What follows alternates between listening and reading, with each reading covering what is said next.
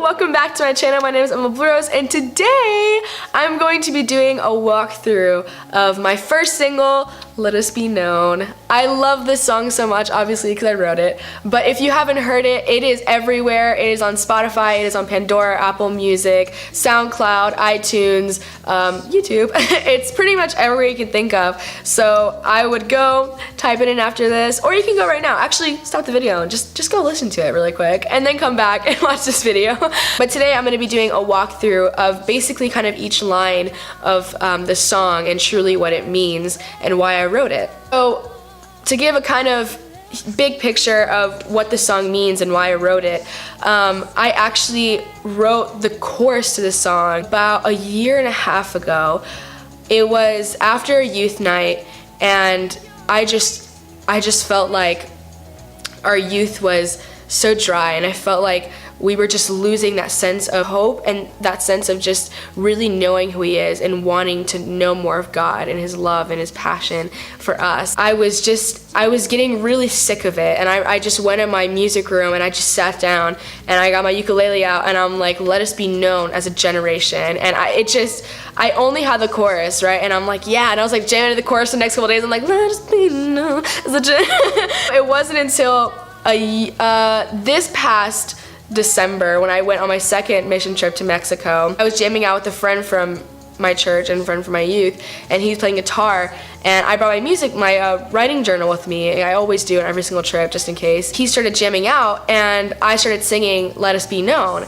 And I had a melody line in my head, but then all of a sudden it just came out. Like, we started jamming, and then I just started getting really into it, and the words started becoming so real and so relevant, especially in that period when we were in poverty, and because we were in Mexico on a mission trip, so we were in poverty and we were just surrounded by people who were so hungry for God, and it really just all started pouring out. And literally the day that I got back from Mexico, I sat in my room and I stood up till 2 a.m. just finishing the song and writing the song.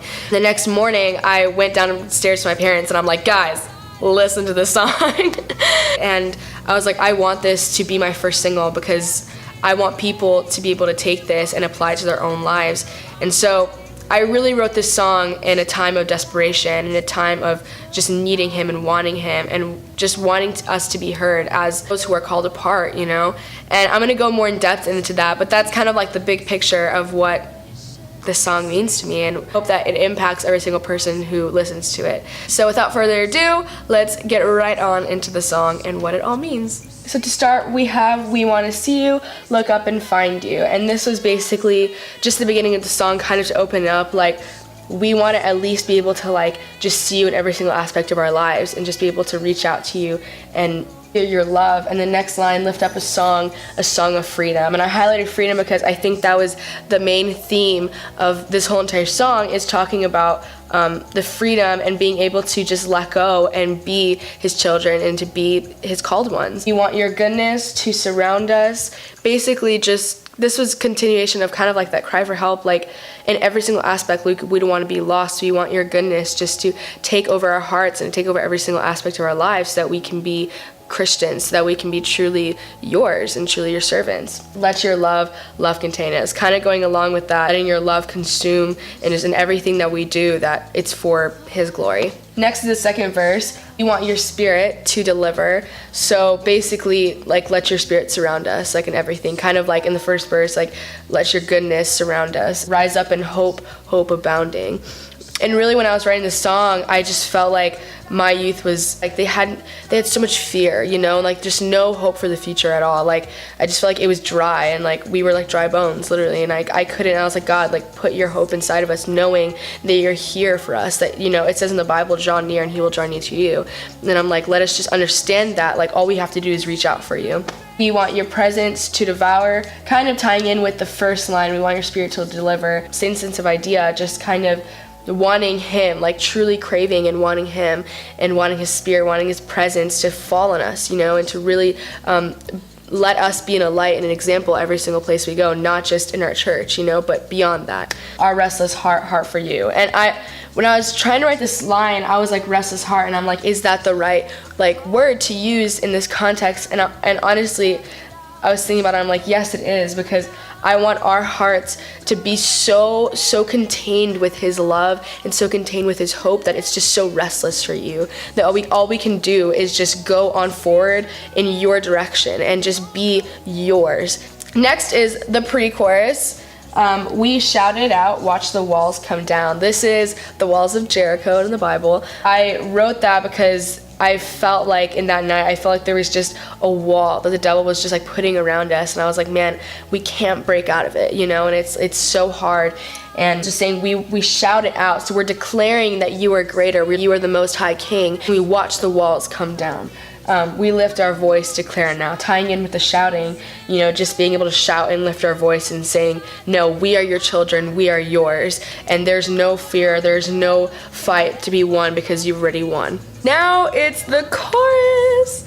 Obviously this is the main part of the song. Let us be known as a generation who sings your praise and knows your name. Like, that's just basically the whole heart of the song is, you know, let us be known as your children. You know, when we go out into the world, like, we don't want to be like everyone else. Like, we want to be different. We want to be set apart, as it says in the Bible. And so to sing your praise and know your name, just be in every single aspect that we can just glorify you, in every single problem and every single trial that we can look to you, look to Jesus. Let us be known as the hungry children. And you know, in the past verse it says, we want your presence to devour, and I really like that sense of like devour and like hunger. Like, we want you, we need you, you know, we crave you. It's not just, oh, we kind of, you know, need you in our, like, no, like, we want to have you in our life because we know that your faithfulness is greater than anything. Seek your grace and meet you face to face. That's really just, you know, not, like I said before, not just, oh, I kind of want to, you know, like, I think it'd be cool just to be like everyone else, like Christian. But no, like, truly seek your grace and your mercy and meet you in every single trial, like I said, in every single difficulty, that we can see Jesus, you know, we can run towards Jesus and think that that is the answer. That is always going to be the answer. So now is the bridge. I feel like this is my favorite part in the whole entire song, because this is really the declaration, and I got this pretty much straight from the Bible. I wanted something where it would be like, okay, you know, let us be known as a generation, but like, I want a bridge where we can just sit there, you know, we will go out in joy, be led forth by peace. Generational cry for who he is. And so we will go out in joy and be led forth by peace. The Spirit will guide us, we'll fall on our knees. Really, there's so much in this to like boil down to, but it's really just, you know, we will go out and we won't be afraid. Be led forth by peace, you know, that ties in with no more fear and anxiety, you know, to be led forth by peace. So that in every single decision, it's not, oh my gosh, are we scared? We're scared to do this. Like, I don't know if we should do this. No, we go knowing and trusting that he's in control, knowing and trusting that he is at our right hand. The Spirit will guide us. Same thing, you know, in every single aspect, like knowing and discerning the Holy Spirit telling us what to do, you know, like what choices to make on our knees. And this is really kind of like a shift, you know, because here is a declaration, like, we will go be your servants. But here it's a sign of surrender. We'll fall on our knees, you know. So not as Christians, oftentimes we have to humble ourselves. And I wanted to include that because being in a place where I felt like my youth was, you know, not at its fullest potential and growing in God's word and his Spirit, I was like, there needs to be some point in the song where there's a point of surrender. And, you know, we'll fall on our knees. We'll declare that you are our God, you know, and that's just, I love that. I think that's always where it gets me, like, we'll fall on our knees. So next, we will break forth in triumph and dance in your grace.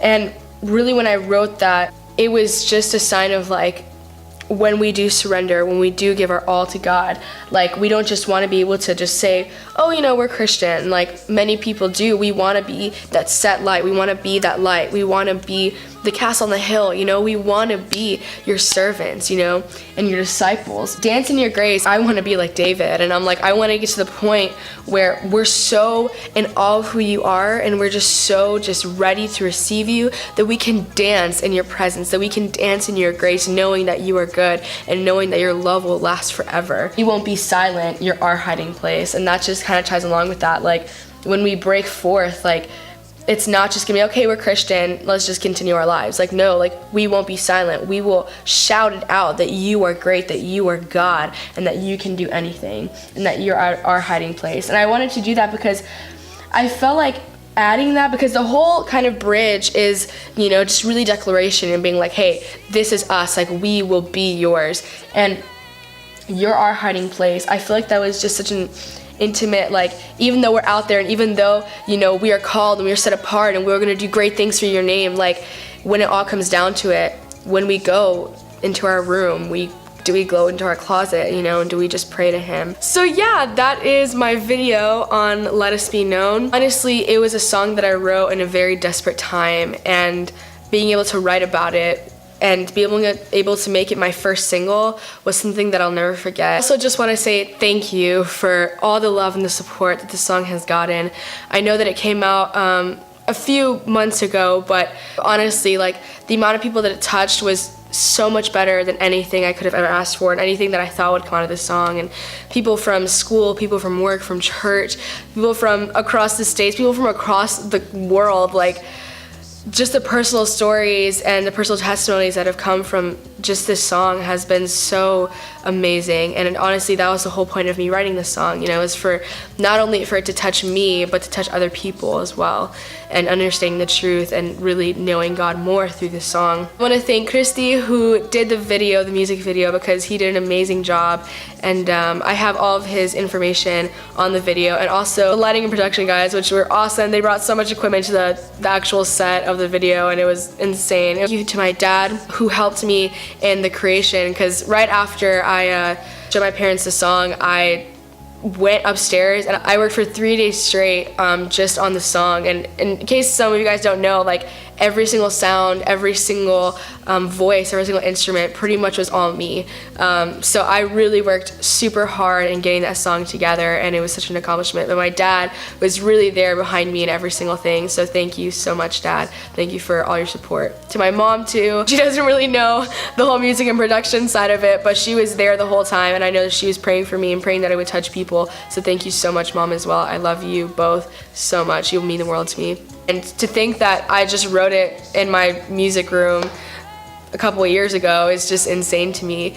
And the fact that I could come out with it, and really the whole point to this is, you know, I related it first to my own experience, and that's why I wrote it. But this song is a declaration for, I think, the whole Christian body, no matter what generation, honestly, because I feel like this song can relate to every single generation. Of course, to me, it was to my own generation, but whether you're 80 years old or you're a baby, I feel like this song shows anyone and everyone that, you know, we are his children, and that we are called, and that we are set apart, and we want to be known as a generation who will give our all, who will sacrifice, who will surrender, who will bow down to the Most High King and not be afraid, to be courageous, to be bold, to be fearless in Jesus' name.